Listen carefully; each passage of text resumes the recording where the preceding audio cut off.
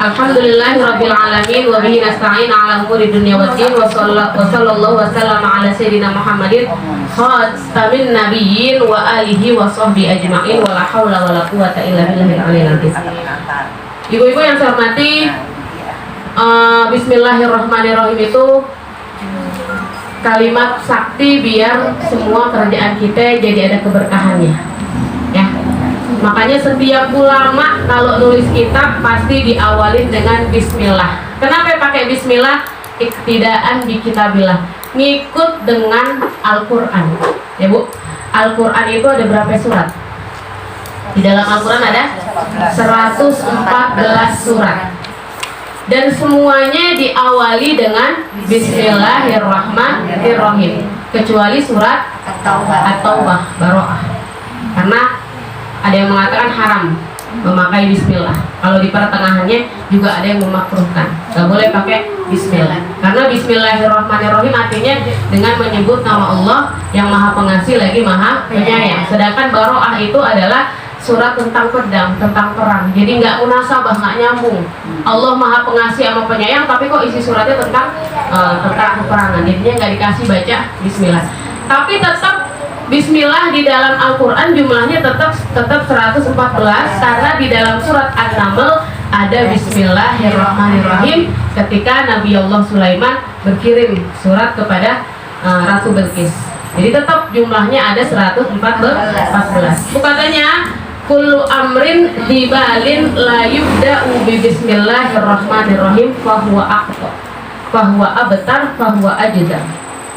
Semua kerjaan yang mengandung kebaikan kalau nggak dimulain pakai bismillahirrahmanirrahim maka kerjaannya terputus dari keberkahan. Jadi nggak ada keberkahannya. Makanya mau ngapain aja pakai bismillah. Mau makan pakai bismillah, mau jalan keluar rumah pakai bismillah, kerjaan rumah tetap pakai bismillah biar ada keberkahannya. Kecuali kerjaan yang jelek. Allah malah marah, ya Bu. Mau nyolong baca bismillah, nggak dikasih, malah Allah murka. Bahkan dalam kitab dikatakan kerjaan yang kotor juga nggak dikasih. Ya, mau nyikatin kamar mandi jangan pakai bismillah. Bahkan mau nyapu, mau ngepel nggak dikasih baca bismillah, karena kita lagi mau ngadepin kerjaan yang kotor. Atau kalau sebelum megangnya masih boleh. Baru mau netapen bebenah deh biar cepet telat. Bismillahirrahmanirrahim. Nah, tapi kalau udah megang barang kotornya nggak boleh mulai pakai bismillahirrahmanirrahim. Itu termuat dalam kitab Kasyifatus Saja. Tuh, jadi memulai apapun baca bismillah biar kerjaannya ada keberkahan.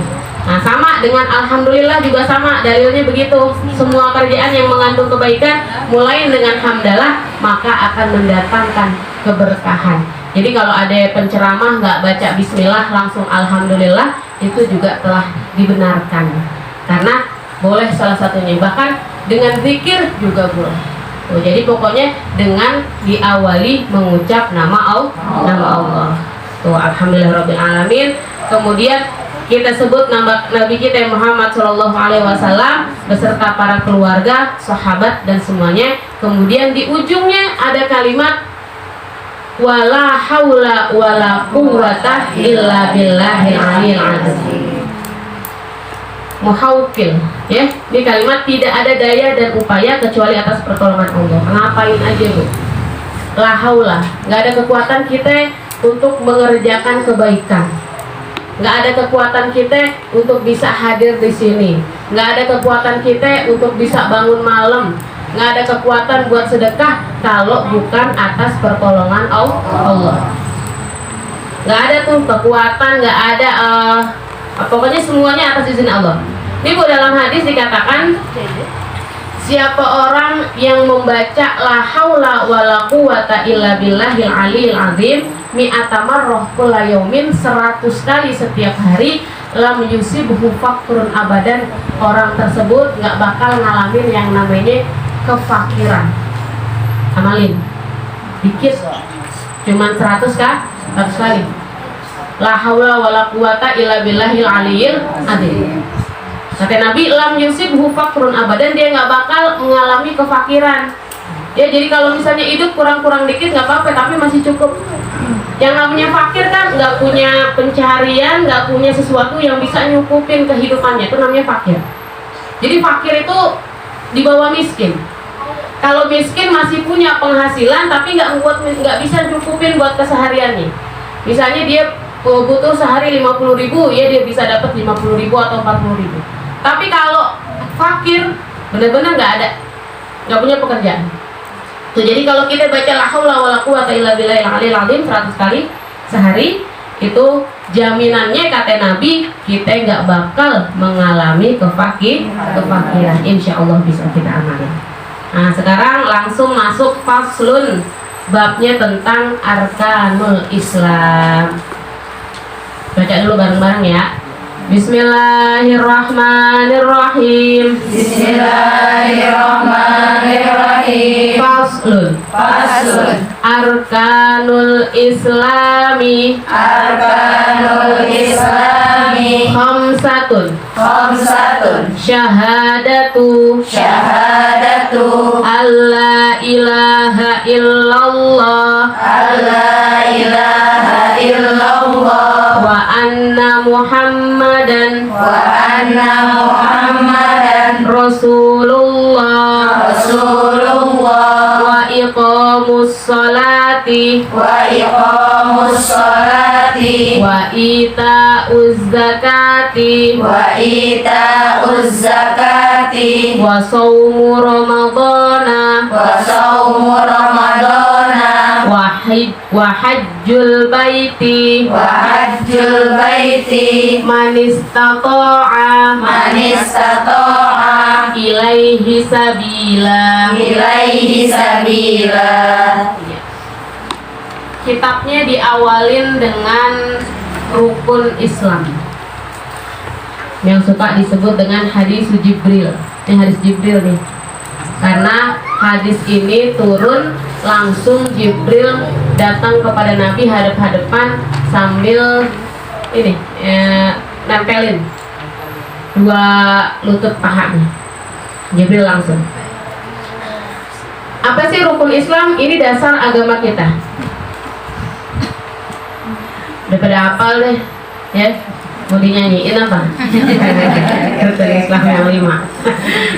Ya, rukun Islam yang pertama syahadatu alla ilaha illallah. Bersyahadat, bersaksi bahwasanya tidak ada Tuhan selain Allah. Ini namanya syahadatnya syahadat tauhid, mengesahkan Allah. Nggak ada yang kita sembah, nggak ada tempat kita meminta kecuali Allah. Wa anna Muhammad Rasulullah, dan bahwasanya Muhammad adalah utusannya Allah yang membawa risalah kenabian, mengajarkan, menetapkan syariat untuk kita umatnya, umat Islam. Wa iqamus shalah, mendirikan sholat. Wa ita'uz zakah, menunaikan mengeluarkan zakat. Wa shaumu Ramadan, puasa di bulan Ramadan. Wa hajjul baiti man istata'a ilaihi sabila, dan haji ke Baitullah Makkah Al-Mukarramah bagi siapa yang mampu. Jadi syahadat kalau buat kita orang yang lahir dalam keadaan Islam nggak perlu, ya. Jadi kita nggak perlu bersyahadat karena dari kecil kita udah lahir dengan keturunan Islam. Bahkan kita udah waktu lahir disuruh diazanin di telinga kanan, diikomatin di telinga kiri. Hukumnya sunnah, ya. Hukumnya sunnah. Kalau sekarang ada orang nggak ada hadisnya tuh ngazanin baik, udah nggak usah diazanin. Oh, Bu, kita baliknya apa? Apa aja yang terucap dari mulut kita, wa ma yalfidhu min qaulin illa ladaihi raqibun atid. Semua tuh yang keluar dari mulut kita tuh ada catatannya, yang nyatet kebaikan si raqib, yang nyatet keburukan atid. Semua ada catatannya. Nah, sekarang kalau kita mengazankan anak, cakep apa enggak tuh kalimat? Cakep. Bahkan tuh anak belum dengar apapun, langsung yang kita perkenalkan adalah kalimat tauhid. Jadi tetap kita pakai, walaupun sekarang orang banyak yang bilang nggak usah diajarin segala macam, tapi kalau yang ada menghasilkan kebaikan tetap kita pakai. Kemudian mendirikan sholat tadi. Sholat ini penting banget karena nanti dalam hadis dikatakan awwalu ma yuhasabu bil 'abdu yaumal qiyamati as-shalah. Perkara pertama yang bakal ditanyakan kepada kita nih begitu di akhirat adalah tentang sholat kita. Kalau sholatnya cakep, urusan akhirat gampang. Tapi kalau sholatnya jelek, urusan akhirat juga ikutan jelek. Jadi kan nanti di akhirat itu banyak pos-pos. Pos pertama akhirat itu alam barzakh, kubur. Nanti dari kubur ada kebangkitan, ba'as. Habis ba'as ada mahsyar. Habis itu ada mizan, ada sirat. Nah, tuh kalau pertama kita baru masuk kubur diperiksa sholatnya cakep, tuh pos-pos berikutnya gampang kita jalani. Tapi kalau begitu masuk kubur diperiksa sholatnya jelek, maka pos-pos berikutnya juga bakalan sulit buat kita.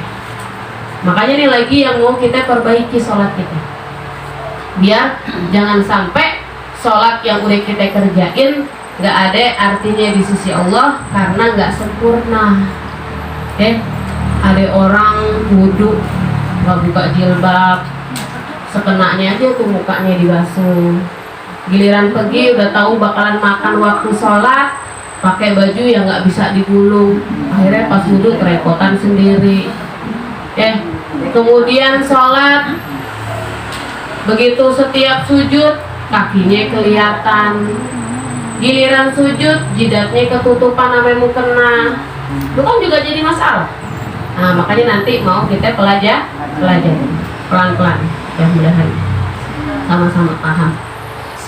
Mengeluarkan zakat, nanti ada mustahiknya 8 golongan. Puasa di bulan Ramadan, haji, nah ini yang sekarang rada lama, haji lama banget, setoran bisa nunggunya 25 tahun. Mudah-mudahan Allah kirimin kita rizki biar bisa menunaikan rukun Islam yang kelima. Jadi ini semua nih, kalau yang pertama tadi la ilaha illallah, kan dalam hadis katakan man akhiru kalamihi la ilaha illallah dakhalal jannah. Siapa orang yang akhir kalamnya mengucapkan la ilaha illallah maka jaminannya masuk surga. Artinya meninggal dalam keadaan husnul khatimah. Karena pengakhiran hayat kita itu tergantung gimana kehidupan kita. Jadi ngucap la ilaha illallah nggak segampang yang suka kita tonton di Indosiar. Bagiannya begajulan, begitu mati insaf sebentar, toto begitu mati la ilaha illallah aja. Agak bisa begitu. Jadi tergantung pengamalan kita. Usia kita ditutup dengan apa yang biasa kita kerjain waktu hidup. Makanya nggak aneh kalau ada orang suka nyanyi meninggalnya di atas panggung. Ada tukang ngaji meninggalnya lagi ngaji, ada tukang sholat meninggalnya lagi sholat. Yang penting kita minta husnul khotimah, artian kita lagi nggak bermaksiat kepada Allah, karena kan kita nggak tahu di mana nanti kita bakalan meninggal. Di ayat ardin tamut kita nggak tahu. Itu semua rahasia Allah. Di mana aja yang penting kita lagi ngerjain kebaikan. La ilaha illallah. La ilaha illallah itu miftahul jannah, kuncinya surga. Jadi kita udah pegang nih kuncinya. Setiap kita yang ada di sini, duduk di sini nih, kita udah punya kunci surga. Tapi yang namanya kunci punya gigi. Lahul asnan, ada gigi-giginya. Emang kunci rumah kita lurus saja, nggak bisa kebuka pintunya. Ada geriginya nggak? Ada. Nah, geriginya ini sholat, puasa, zakat, haji, tapi dengan penghususan manis atau nah yang 3 itu tuh yang bisa kita keluarin. Kalau nggak punya harta, tapi punya harta kan zakat mal itu ada ukurannya, ada haul, ada nisab. Yang wajib kita keluarin kalau kita nggak kebanyakan harta, ya paling zakat fitrah doang, ya kan? Menjelang hari raya Idul Fitri. Jadi nih gigi-giginya yang harus ditongolin nih, biar pintu surganya bisa kebuka. Nah, kemudian yang kedua tentang pasalnya adalah rukun iman. Jadi iman kita dikuatin dengan mempercayai apa? Antuk minubillah. Yang pertama iman kepada Allah, wa malaikatihi, iman kepada malaikatnya Allah. Kita udah biasa ngomong malaikat. Malaikat padahal bentuknya bentuk jamak. Satu malaikat itu malakun. Jadi sebenarnya malaikat Jibril. Yang benar apa ya? Malakul Jibril.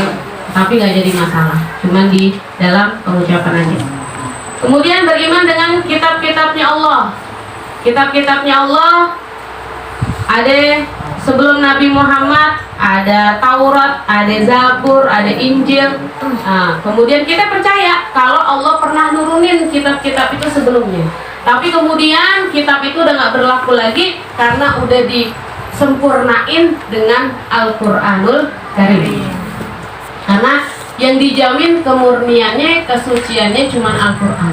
Terbukti sekarang kitab-kitab yang lain udah nggak ada yang murni. Bahkan kita dengar kalau Injil ada perjanjian baru, ada perjanjian lama. Kalau Al-Quran udah yang itu aja. Nggak ada pakai ada konsensus ulama untuk bikin lagi Al-Quran yang baru, nggak ada. Ya, jadinya udah Allah jamin kemurniannya mulai dari turun sampai terus kepada kita yang sekarang nyampe di rumah kita. Mudah-mudahan bisa kita terus baca Al-Quran. Karena Al-Quran itu yang kita baca satu huruf jadi pahalanya 10 kebaikan tanpa kita mengetahui maknanya. Al-Quran. Kalau doa, di doa yang kita baca bisa ada pahalanya kalau kita ngerti maksudnya secara global. Nggak harus satu-satu kita tahu. Misalnya kita baca doa, Allahumma inna nas'aluka salamatan fid din wa afiatan fil jasad wa ziyadatan fil kan panjang tuh. Tapi kita tahu inti doa itu kita lagi minta keselamatan. Itu dari doa yang kita baca kita dapat pahala. Walaupun doanya belum terkabul, tetap dapat pahala, tetap dapat pengguguran dosa. Kita baca Rabbil firli wali walidayya warahmuma kama rabbayani shaghira. Nggak harus tahu artinya katanya satu-satu, tapi kita tahu kita lagi minta ampun buat kita, buat orang tua. Itu ada pahalanya. Tapi kalau Al-Quran kita nggak tahu artinya, tetap satu huruf dapat ganjaran pahala 10 kebaikan. Tuh kan? Alhamdulillah. Gak repot kalau kita kudu tahu artinya. Kita jarang buka terjemahan Al-Quran, ya kan? Udah tetap fokusnya baca dong, gak apa-apa. Tetap ada pahalanya. Yang penting bacanya harus pakai tajwid. Kalau nggak pakai tajwid harus belajar. Makanya hukum mempelajari ilmu tajwid adalah fardu ain belajarnya. Karena nanti menerapkan tajwid di dalam bacaan Al-Quran itu wajib. Kemudian iman kepada Rasul-Rasulnya Allah, iman kepada hari akhir, hari kiamat, iman kepada qadar, ketentuan Allah, takdir Allah yang baik, yang buruk, semuanya datangnya dari Allah. Itu sekilas aja tentang rukun iman dan rukun Islam.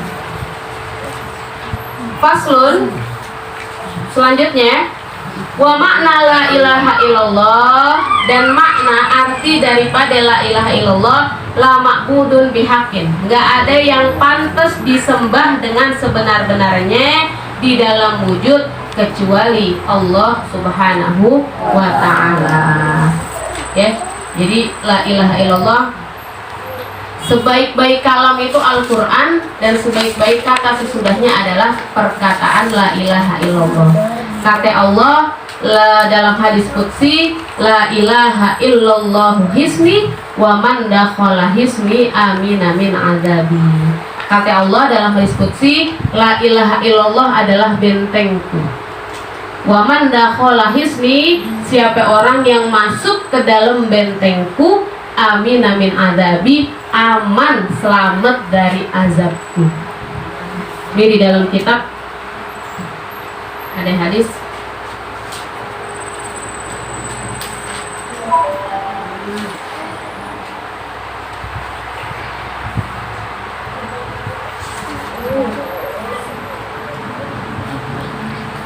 Mana ya?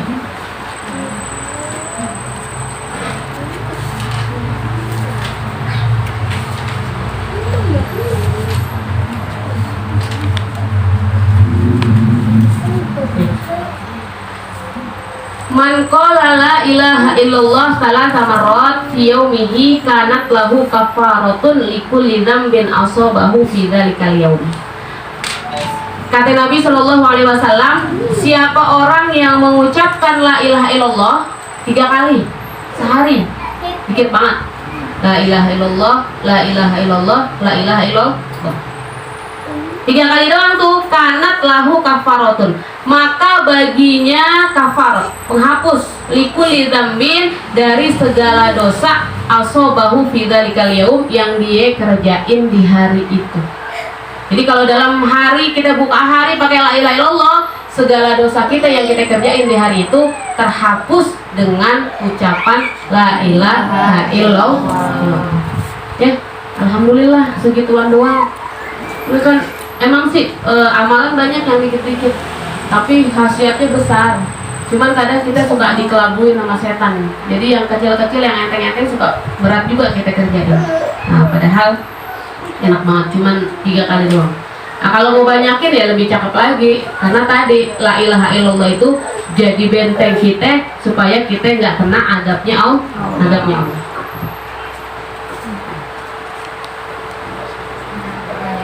Kemudian masuk ke pembahasan yang pertama.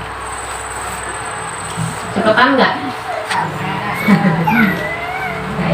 Kalau itu kan saya sekilas aja karena kita udah biasa, udah kenal deh sama rukun iman sama rukun Islam. Dari mulayan kita belajar kita udah pada kenal. Sekarang alamatul bulughi, tanda-tanda baligh. Apa artinya baligh? Baligh itu dasar kata dari balagha yubalighu, artinya sampai pada tingkat kedewasaan, sampai kepada seseorang untuk dibebankan syariat agama. Itu namanya baligh. Udah pada balik di sini. Muriati belum ya? Udah pulang balik.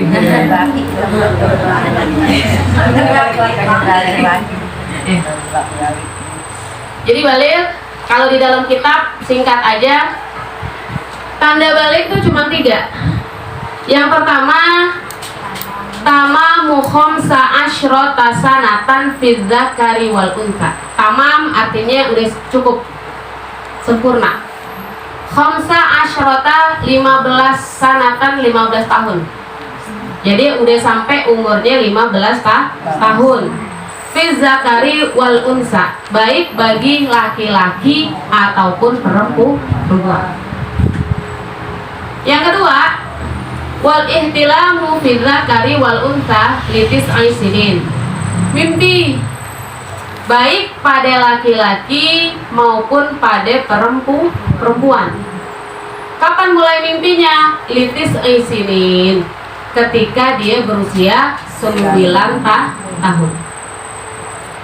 Yang terakhir, wal haidu, haid fil untha, bagi perempuan litis aisinin, ketika dia berusia 9 tahun.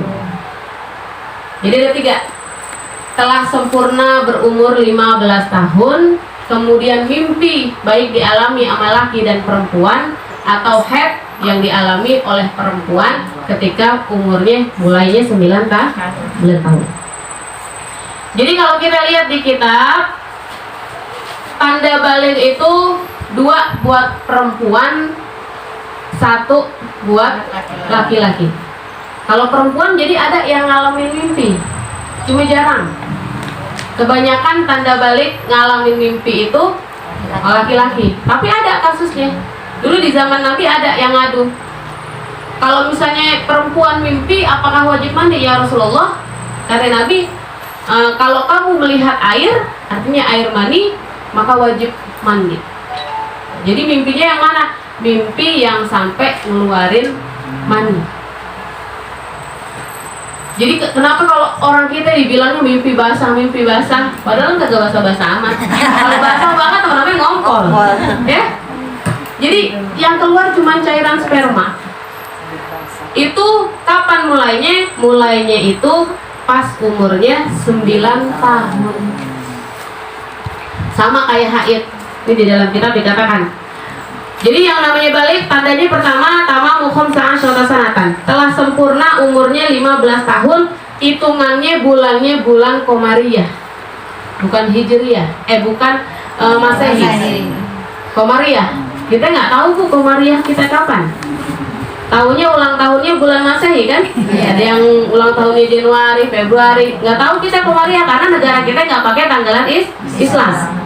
Nah, tapi di sini disebutkan 15 tahun, yaitu hitungannya bulan.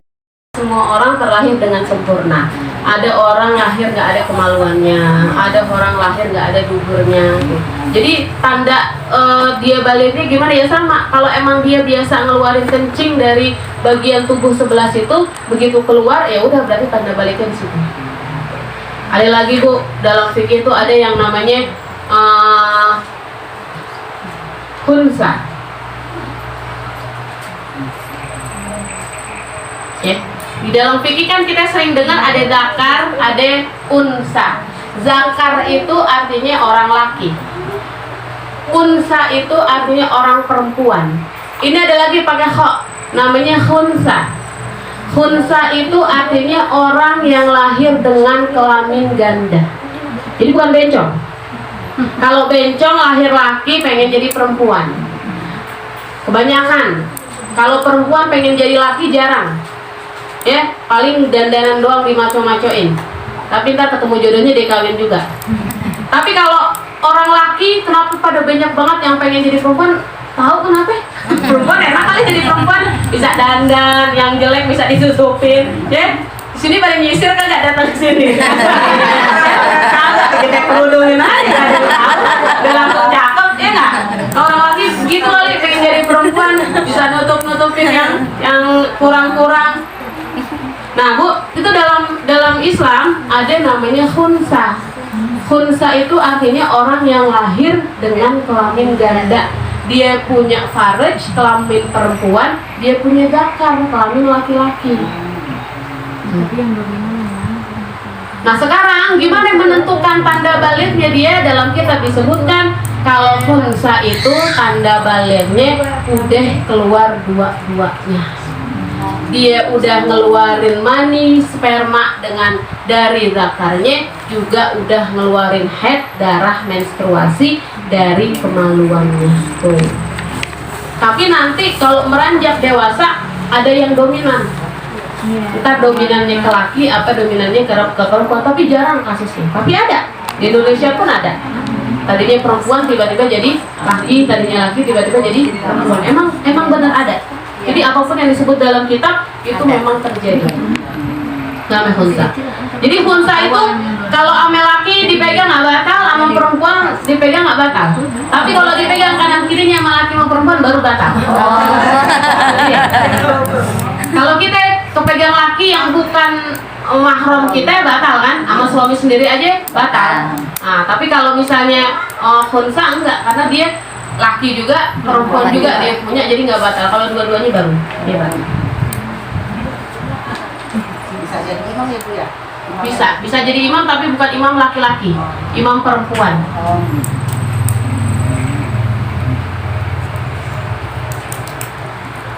Nah sekarang, jadi itu tanda balik ya, 3 ya. Sempurna umurnya 15 tahun. Mimpi baik bagi laki ataupun perempuan, kemudian haid bagi perempuan. Itu dua-duanya dimulainya ketika umurnya 9 tahun. Sekarang masalahnya tanda-tanda baligh itu menjadi ketentuan seseorang untuk menerima taklif. Taklif itu apa sih? Beban syariah.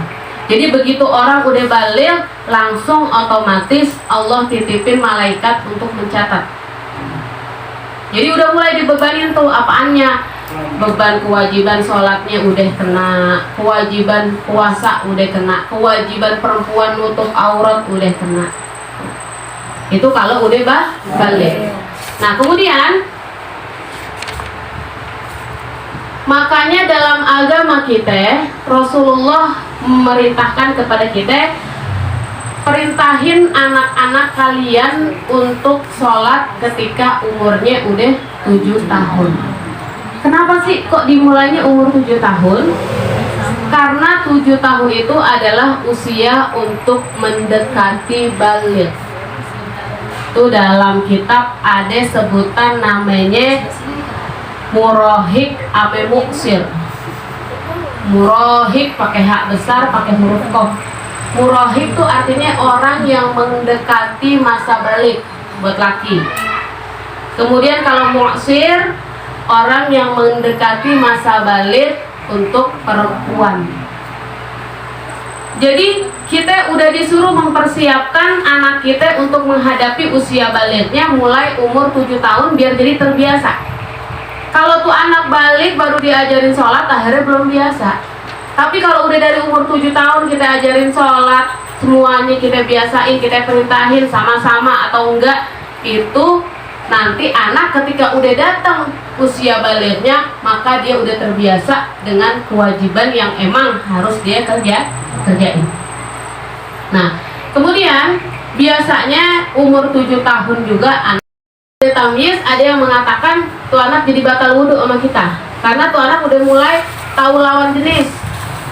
Ya, anak misalnya kelas 3 SD kan udah main cie-cie sama temennya, ya kan? Nah itu kadang udah batal tuh sama kita. Kalau masih belum tamyiz nggak apa-apa, kita jadi guru. Kan ada anak yang mau setor baca Quran, tuh anak masih yang kelas TK apa kelas 1 SD masih cium tangan, masih kita kasih. Tapi kalau kita punya wudhu, kemudian ntar mau ngajar Quran, mau megang Quran, kalau yang kita ajar anak-anak gede kelas 3 kelas 4 udah batal wudhu sama kita, jadi nggak usah pakai cium tangan, nggak apa-apa, ntar pulangnya baru cium tangan. Tuh, jadi tuh anak udah tamyiz, artinya udah bisa bedain.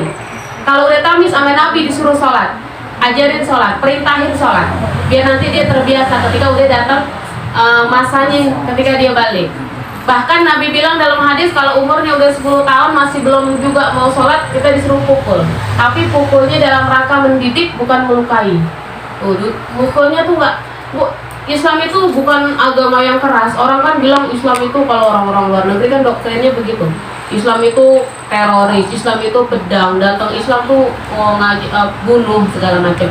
Kayak istri yang nggak taat sama suami kan disuruh pukul.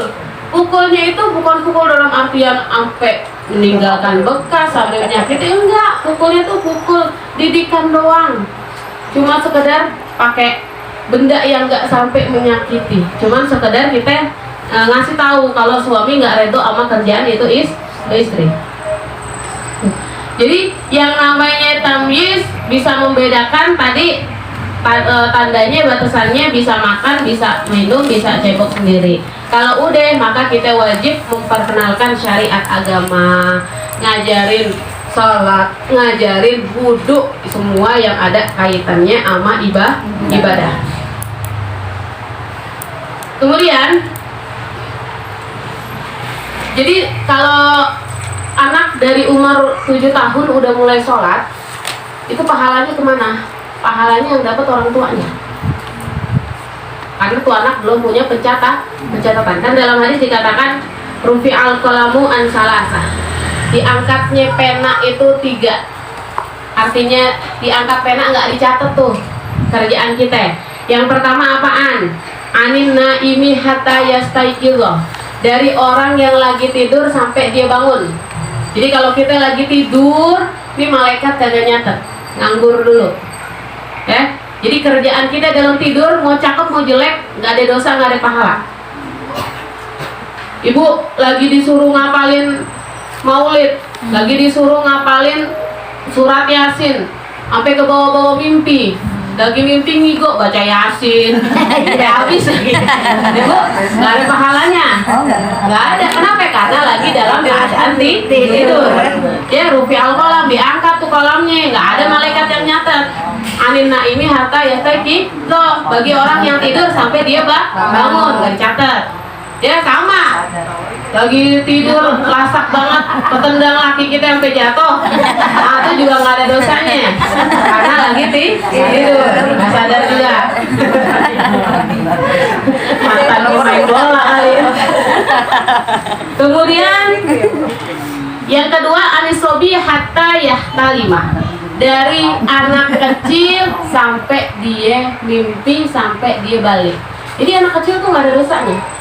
ya mau dia galak kayak sama emaknya, ya emaknya dikatain bego, kemudian kalau ngambek emaknya ditonjok-tonjokin, dipukul-pukulin, nggak ada dosanya, ya karena belum punya catatan. Yang terakhir anil majnun hatta yakila, orang gila sampai dia punya akal lagi. Jadi orang gila buka aurat mundar mandir nggak pakai baju tuh nggak ada dosanya. Kita yang lihat yang dosa. Udah tahu tuh orang gila nggak pakai baju, ya diliatin terus. Terus orang gila galak. Tiap ada orang lewat main timpuk aja juga nggak ada dosanya. Itu jadi 3, ya tidur sampai bangun, anak kecil sampai dia balik, orang gila sampai dia sembuh, itu nggak ada catatannya. Kemudian makanya dikatakan, kok katanya nggak dicatat anak kecil, tapi anak kecil tetap dapat pencatatan pahala. Nah makanya dikatakan gini, kenapa diwajibkan bagi anak kecil untuk melakukan kebaikan, padahal dikatakan bahwa kolamnya, pulpennya lagi diangkat. Nah makanya dikatakan di sini, kulli masawab wa qallamal iqab. Yang dicatat itu adalah pahalanya, kemudian dosanya dan keluputannya, pengerusakan. Jadi gini Bu, jadi anak kecil itu walaupun dia nggak ngerjain, tapi dia diangkat kolamnya, tapi kolam kebaikannya tetap kecatat, pahalanya dialirin buat orang tuanya. Tapi ada Bu yang nggak hilang, artinya apa? Denda kerusakan. Apa tuh denda kerusakan? Nih anak kita masih kecil, main ke rumah temennya. Begitu main ke rumah temennya, ngerusakin mainan temennya. Ini kita orang tua wajib ganti mainan orang tersebut. Jadi jangan kita pakai alasan anak kecil nggak ada dosanya, belum punya catatan, mau rusakin mainan temennya juga nggak jadi masalah. Nggak bisa begitu, karena dalam Islam yang namanya perusakan itu tetap ada tanggungannya, tetap ada jaminannya, ya. Jadi ya namanya punya anak yang harus dijagain. Itu namanya bagian dari tanggung jawab. Kalau ada pun dosanya emang nggak ada dosanya. Kalau jadi anak tuh diangkat dari ikop, dari kolam hukuman, nggak dicatat tuh anak kerusakin, nggak dicatat. Tapi pengerusakan yang dia kerjain, orang tuanya harus ganti. Tapi kalau kebaikan tuh anak ada pencatatannya, pahalanya buat orang tuanya.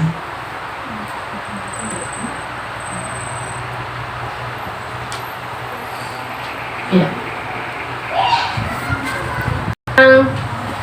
Tanda-tanda balil.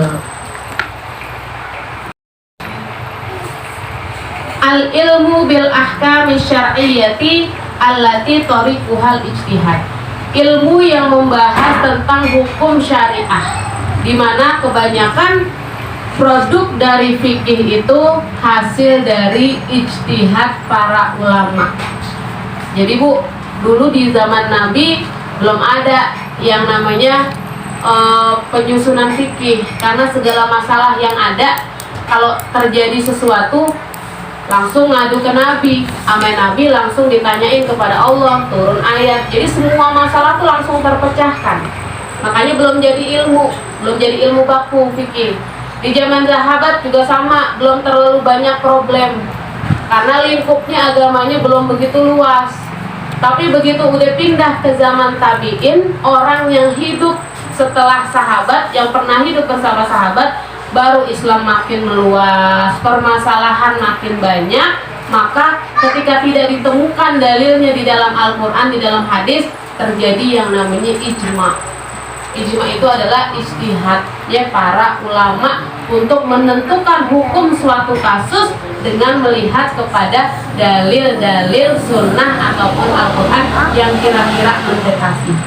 Contoh yang paling gampang deh, kan yang diharamkan oleh Allah itu dalam Al-Quran kan khamar.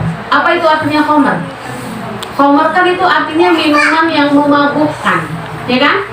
Nah sekarang di zaman kita itu khamar banyak jenisnya.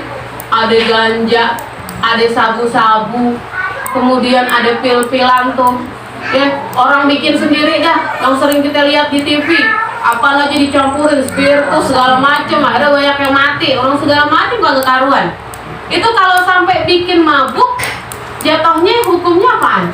Tetap haram kan? Padahal di dalam Al-Quran nggak ada tuh sebutan ganja, nggak ada sebutan sabu-sabu. Tapi kenapa dideketin tuh, dikiasin bahwa segala sesuatu yang memabukkan maka hukumnya adalah haram. Jadi apalagi di zaman kita yang hidupnya jauh banget dengan Rasulullah, banyak banget masalah-masalah, kemudian banyak yang ngasih pendapat. Nah, kalau kita di Indonesia mazhabnya Imam Syafi'i, maka yang kita pakai adalah semua ajaran turunan dari mazhab Imam Syafi'i. Makanya kita pakai kitabnya Safinatun Najah, Kasyifatus saja, sarahnya yang dari Imam Syekh Nawawi, Imam Nawawi semua tuh. Karena mazhabnya emang mazhab Imam Syafi'i. Jadi nggak usah heran nanti kalau misalnya kita ngerjain sesuatu kok lain sama orang. Yang paling sering ketemu di mana? Di